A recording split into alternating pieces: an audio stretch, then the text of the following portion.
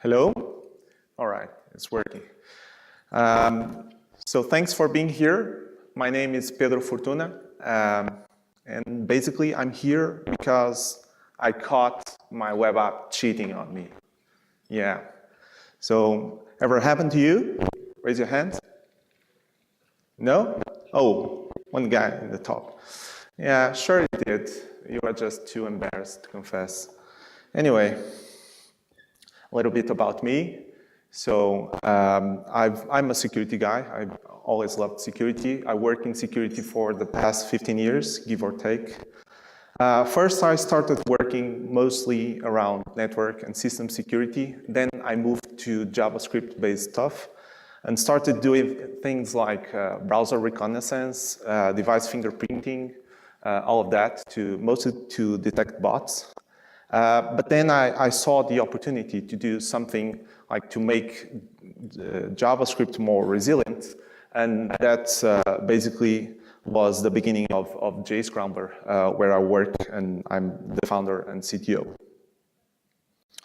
So today we'll mostly cover application integrity. Hopefully I'll provide a wider view on the topic, raise awareness.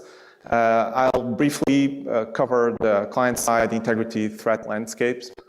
Then I'll move on to application real-time monitoring, which is the new approach that we are working on, followed by a demo and Q&A.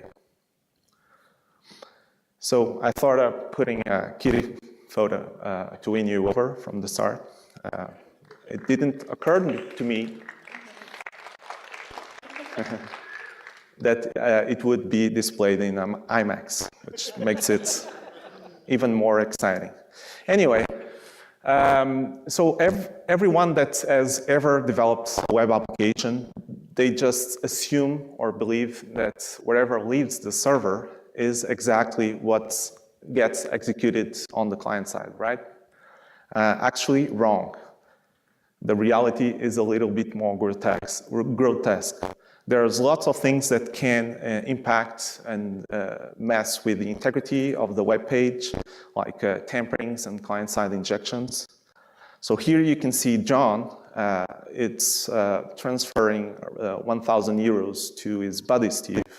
But in reality, a hacker was able to change the amount to 100,000 euros and the destination account number to its own. So this attack is called man in the browser, and it's just one of the many types of attacks that can impact the user experience and commit fraud. In late 2015, the Drydex strain, which is a banking trojan, a man in the browser trojan, was able to steal at least $50 million. And what is worse is that this all happened like the first initial 2 months, no one noticed. So it was able to freely tamper with transactions and steal the money. And this is just one example. I mean, we have lots of other examples. We don't have time to cover them all today.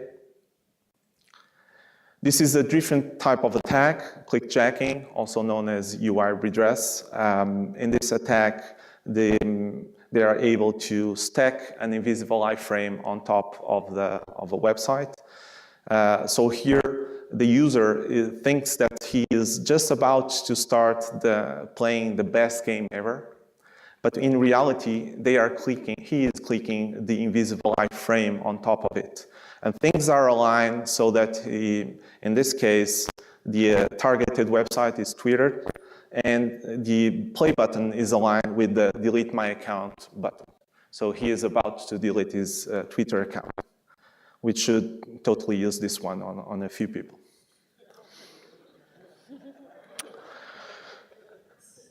So roughly 4 years ago, I don't know if you guys heard about this one, but it's pretty scary. So jQuery CDN was hacked for a few hours. And so it means that every website that was loading the jQuery from their CDN directly, they end up serving a rig exploit kit to every user of those websites. So we're talking about millions of users being served an exploit kit. So it's instant and massive dissemination of malware, and obviously this is very appealing to attackers. A more recent one, last February, Browser Aloud, which is a vendor that basically allows you to read out loud the text in the website. Their server was breached again, and CoinHive's library was injected into their library. So around a little bit over 4,000 websites were affected by this, and all of their users were mining crypto for the attackers, including UK's ICO, which is the institution that protects UK individuals' privacy, which is ironic. So before moving forward, let me take a step back and say what we mean by application integrity. So you have application integrity when the application is executed the way it was designed to be. Its services and data is only accessed by authorized users and in strict compliance with its software license. So what sort of problems can you have around application integrity? So on the server, your server can be breached, your website can be defaced, your code can be modified, data can be leaked, but it's more or less easy to defend compared with other attacks because you control the environment, right? Especially if you don't have application vulnerabilities. Then your application can be modified in flight using a man-in-the-middle attack. Again, it's easier to defend, especially if you don't screw things up or a new zero-day SSL presents itself. But it's on the client side that things start to get messy. So you have, I'm going to talk about 4 different categories of attacks that can compromise the integrity of your application. Starting with common vulnerabilities. This one is kind of obvious. So if you have an XSS in your application, that can be leveraged to execute arbitrary JavaScript in your application, and they can change everything about it, like the DOM, existing code, etc. Also clickjacking that I already referred to. And to prevent this, you can do your own pen testing, you can run bug bounties, and you can use content security policy to reduce the risk of being accessed. Obviously, pen testing can leave some vulnerabilities out, so you are not 100% sure you are catching everything. And for clickjacking, you can use the X-frame options header, which is now being deprecated in favor of the frame ancestors directive in the CSP header. But there's a problem with this because they rely in security in HTTP headers, and that those headers can be removed by malicious extensions or by man-in-the-browser trojans. So you can have malicious third-party libs, which is a challenge to track and audit everything that you use. So you cannot be 100% sure that you are getting everything, especially today because our web applications have so many dependencies. So you really have to check for the reputation of those modules.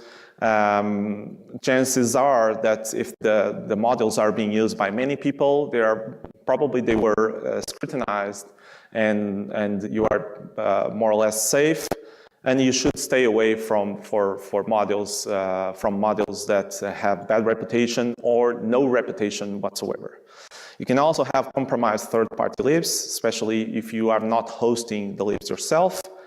To prevent that or to reduce that risk, you can use sub-resource integrity, which allows you to add hash attributes to script tags. And when loading the script, it's going to match if the hash is right. If not, it's not loading the script at all. You can also use CSP. You should use either nonce or hash-based CSP plus strict dynamic.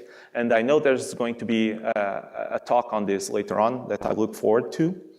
But the main problem is that CSP does nothing against browser extensions. which is my next category. So malicious browser extensions, for me, it's one of the nastiest threats out there right now. So they can tamper with your DOM, they can tamper with your JavaScript, they can add, remove, or tamper with headers, which means bypassing CSP and other header-based types of mechanisms.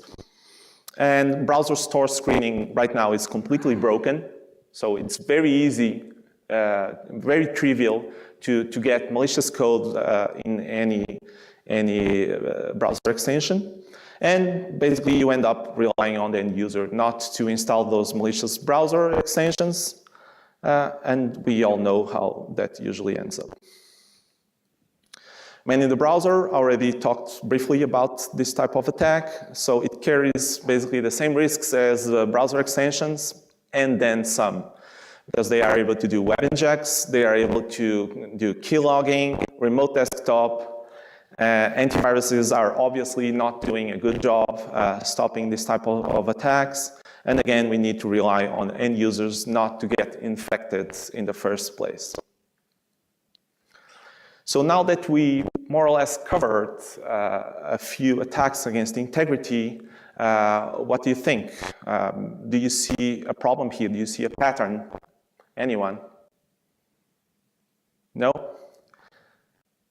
So basically, we are relying too much on third parties. So we need vulnerability tracking tools to be good and to quickly catch up problems in other modules. We need to serve third parties not to serve us malicious JavaScript, if that's asking too much. Browser extension stores need to do a better job. Antiviruses are not efficient. Maybe we cannot ask for more here. And end users, which we don't control, easily get infected.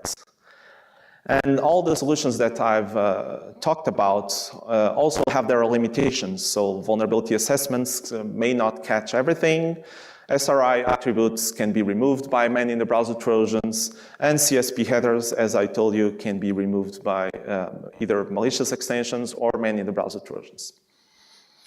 And this has motivated our work, a new approach that we call application real-time monitoring, in which basically we assume that tamperings will occur for sure. So some will be through all of those defenses. And it consists in monitoring the web page continuously for any tampering to the DOM, any modification of the event handlers, like form on submit handlers, and any poisoning to native API functions. When we do detect anything, we send out real-time alerts to a backend webhook, and that gets sent to the application backend.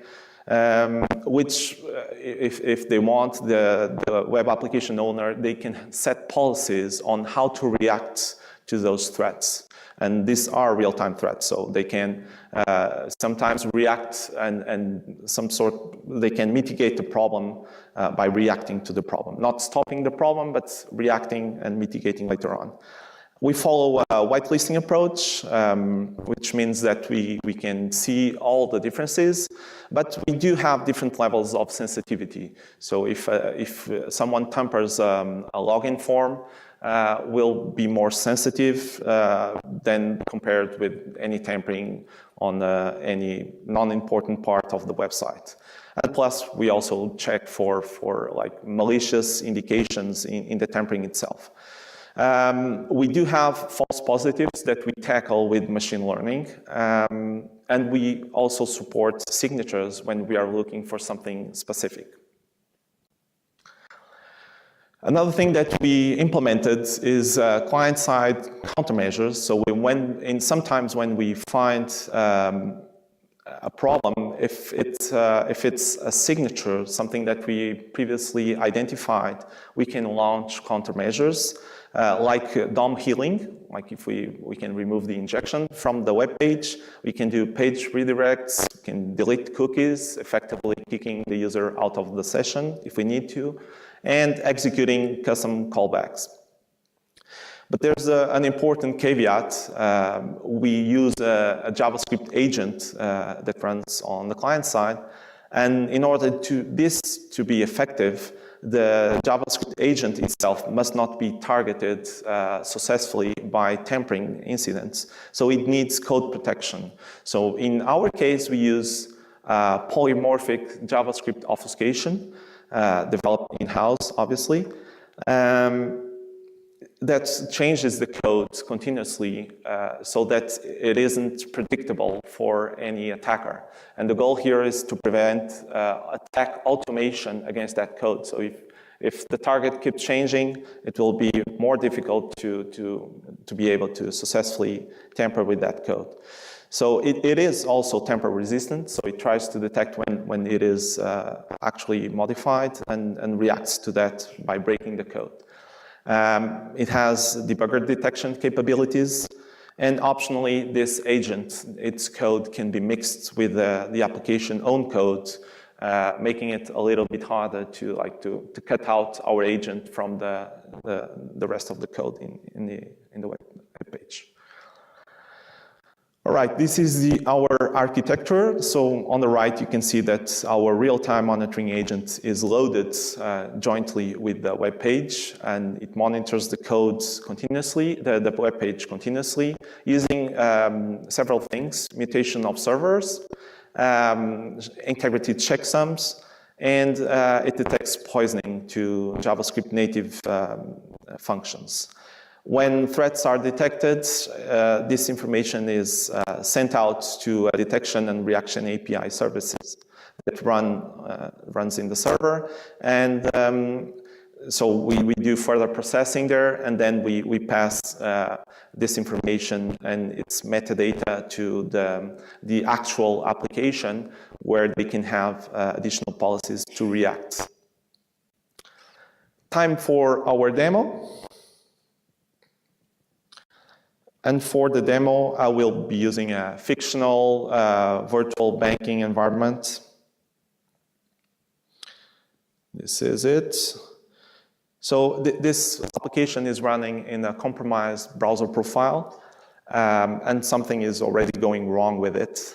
And to show you that, let me load the same website in a clean profile. All right.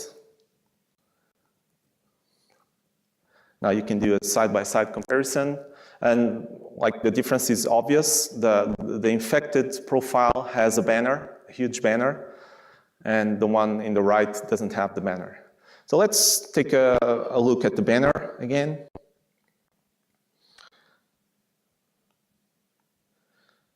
So it's inviting the user to download a mobile application, which in this case is Malicious. And it has a button. Let me click on the button. Usually you shouldn't do this, but this is a demo, and I can do it. So it takes us to something that resembles, sorry. It took us nowhere, actually.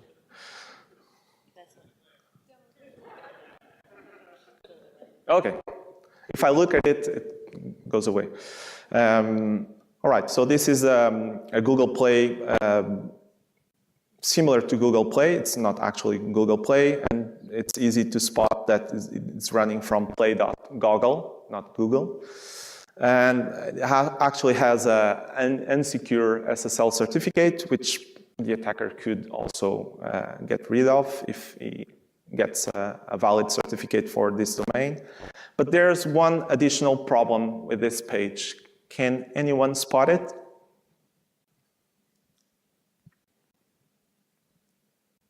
Yep.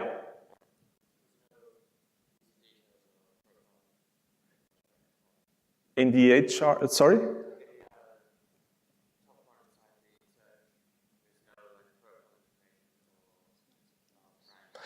Right, that could be one, but there's a different one, which is this button here, which says download. So usually you don't download a mobile application.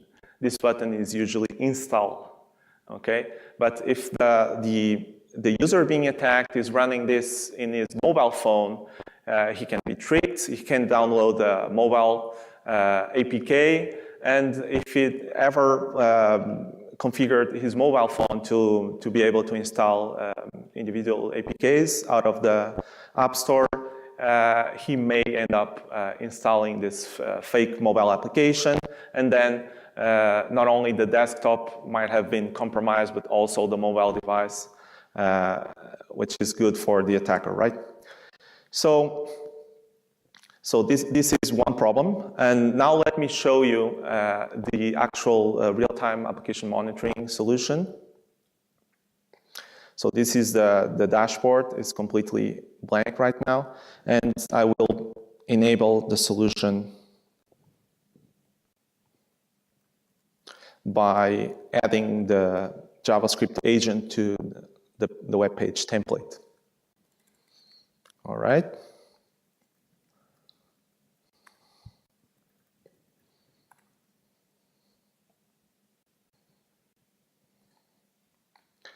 Okay, so now I will load the virtual bank application again.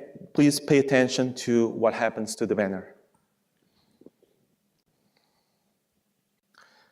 So it was removed automatically. And in the dashboard, you can see that one threat came up. Let's see what's happening. And it says blacklisted fake mobile app banner signature removed. So this is something that we already knew about. So we have a signature for it, and we can launch a countermeasure, which was removing the banner. At the same time, the same information was sent to the application backend, so further reactions from the application can be happening at the same time. And these are the details, and this is really very cool because we can actually show you everything that the user was actually running in its website, including all the gory details like the links to Play Goggle. And this is really useful for security engineers to further investigate what's happening and how people are trying to compromise the integrity of the application and how they are trying to commit fraud. So let's continue a little bit more and logging into the website. And I haven't even logged in yet. I'm already receiving new threats in the monitoring dashboard. And now we have a code poisoning, so the on-submit poisoning in the form instance. And let's look at the details. So this is the form, and we can see that there's a new function for the on-submit of that form that is basically collecting the user credentials and exfiltrating that to an attacker-controlled server. So this is a 0-day, so we don't have a signature for this, but at the same time, the application is already aware that this is happening and can prevent the user from logging in. Or they can let the user log in, but disable certain parts of the website, so you cannot do transactions or whatever makes sense for the application owner. Let me log in anyway. And now let me do a new transaction. Okay, so the transaction form is usually a target, and we are seeing new threats coming in. It's the same type of attack, code poisoning. And again, the form, the on-submit was replaced by an attacker-controlled function. So here, the code is collecting the original name and destination account number for the transaction, is storing everything in session storage. Later on, the attacker will need it, and is replacing the destination bank account with its own. And this all happens when we click submit and not before. So let's do a transaction, and let's pay the rent. $670, definitely not a San Francisco rent. So, okay, we submit this, and we are seeing new threats. So remember the previous threat, tampering, where the attacker is changing the destination account number. So that information is actually what the bank receives. And when showing the transaction validation screen, If the attacker didn't do anything, the user could see a different destination account number, and that could be a trigger for him to suspect that something is going wrong. So what the attacker is doing now is he keeps tampering with information that's being displayed. So in this case, he changed the text elements. So you change the destination account number for the destination account number that the user is expecting, along with the account name. So this is a user-controlled flow, and the tamperings just change like the very minimum they need in order to do the fraud. So let me confirm the transaction. And there you go. Your transaction is concluded. And again, the same information is modified again, like the destination account number and the name. And we see new threats coming on. OK, finally, I just wanted to show you a little bit of our code protection, just a quick feature. So if I open the debugger, this is immediately detected. So I haven't set any breakpoints, happens on its own. And we are in this weird state in the application. And if I want to do a step-by-step inspection of the code, I'm prevented to do that. So let me try to resume the execution. And I become stuck in this loop. Let me do it again and again. And the call stack keeps growing, but I'm in the same spot. So if I insist long enough, I will eventually exhaust the browser memory, and the browser will crash. The only thing I can do here is close the debugger, and everything resumes normally. Obviously, there's much more to it than this, but it's not the purpose of this talk today. All right, let me go back to the presentation. So the main takeaways of this demo is that it's very easy to tamper with information in the page, with code. I've showed you a few ways of doing that.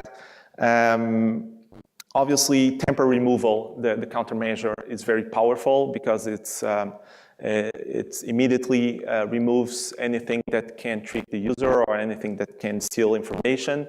But also the tamper detection and notification back to the application server is also very powerful because it provides early detection and even with 0 days. So it's important to be aware that these things are happening. And sometimes the attacker is only like doing experimental tamperings, and you can know from that moment that someone is trying to build something against your forms or whatever.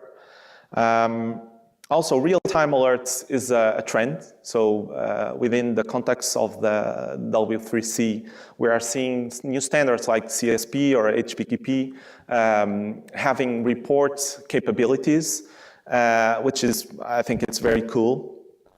But the problem is you shouldn't, probably the developers aren't like the best guys to determine what needs to be reported back. So I think it's more useful if you can somehow get the applications to that by you, like in a fully automated fashion, and keep the developers concentrated in the actual web application features.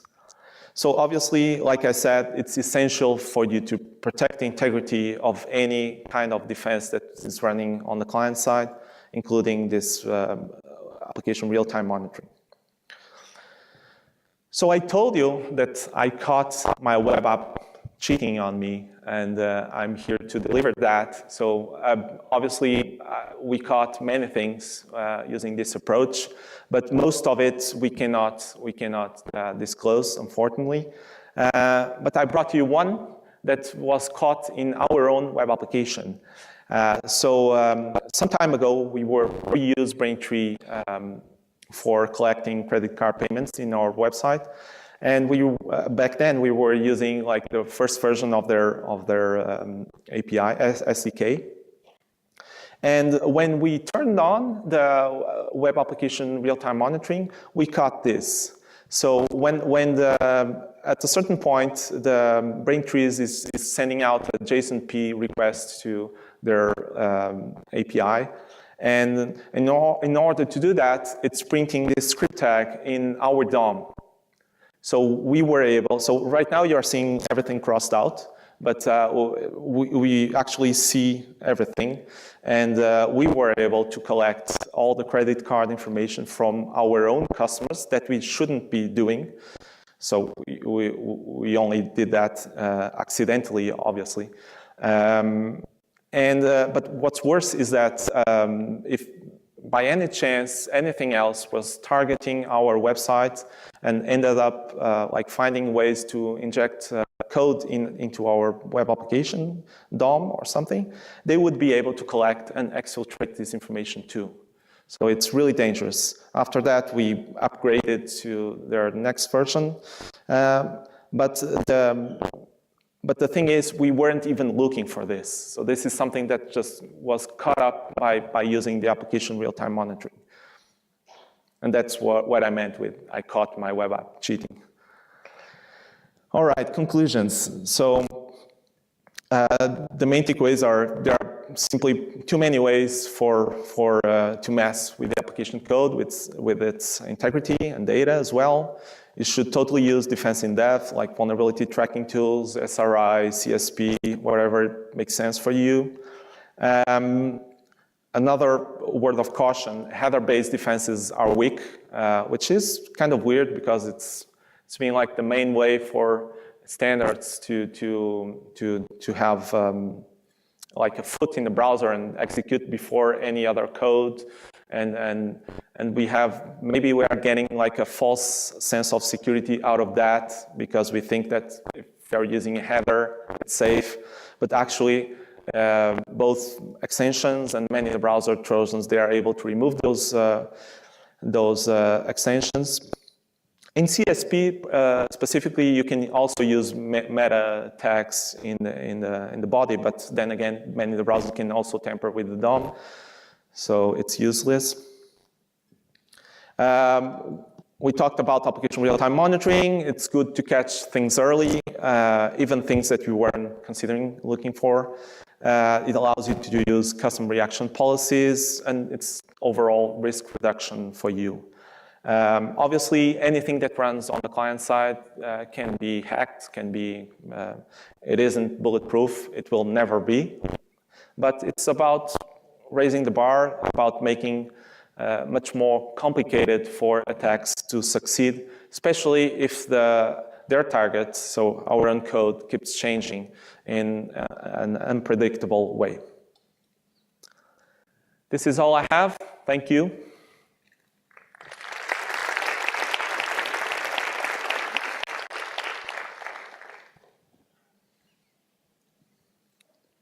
And we'll take a few questions.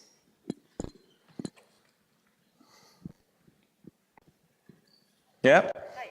I was just wondering, like, when you said there is a part where you're using machine learning to detect false positives, can you talk more about it? Like, how does it?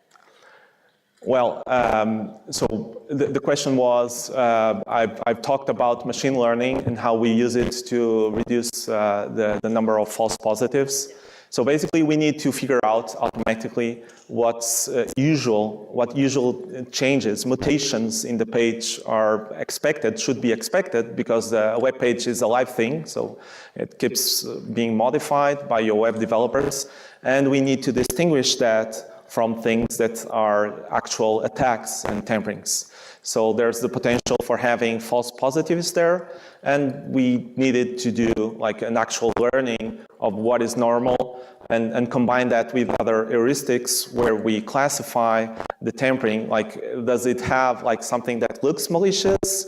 Can someone like exfiltrate information using this? So first we do that, all of that, like all the basic filtering, and then what is left behind is what we use the machine learning for. And if we see new code being used by many people, obviously we'll probably whitelist it And if we just see like a code being used by a few people or a lower percentage, probably we should take another look at that and mark it as being a threat.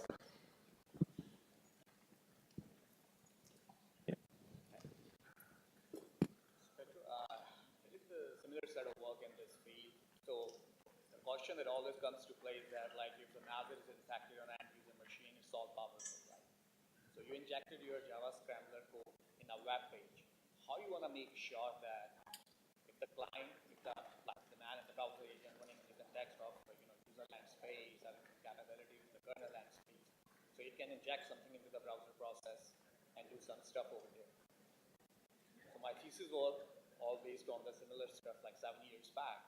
All the catch-22 situation in all those scenarios is that it's so hard to convince some academic guys on that front, right? How will you make sure that your code is not going to be tampered by that malware? Let's say 3 use cases. First, you host your script somewhere on a third-party domain or on your basically your own server, or you just simply put up a JavaScript code directly, like the code snippet full in a web page. But if the guy like man that are all powerful, it can easily take it off the script tag or do something that actually, So the gist of your question is how do we make sure that the code that our JavaScript agent is not like tampered with or the script tag is not removed? Actually, including the script tag is just one of the many ways you can include the code in a web page. It was generally easier for me to do that today as a demo, but you can mix the agent code with the page from the actual with the code from the web page. So obviously there's no 100% way of assuring that the code is being tampered. So if that's the assurances that you look for, there's none whatsoever here, and I don't think that there will ever be. What we do in order to reduce that risk is we use polymorphism, like JavaScript, because we rewrite the JavaScript. And obviously, everything that we do in transforming the code needs to have a great deal of diversity in such a way that it will be very hard for an automated attack against that code to really predict what will be the shape of the code, of the agent code at that moment in time, because he will only have like a split second to tamper with the code. Otherwise, it will be tripping our own wires for detecting other code, like offensive code in the web page. So yeah, so it's really a complex matter. We would need to talk about JavaScript obfuscation and beyond. And we can talk more about that later if you want. Okay, can we have another round of applause for Pedro? And on behalf of BSides and Adobe, we'd like to thank you. Thank you.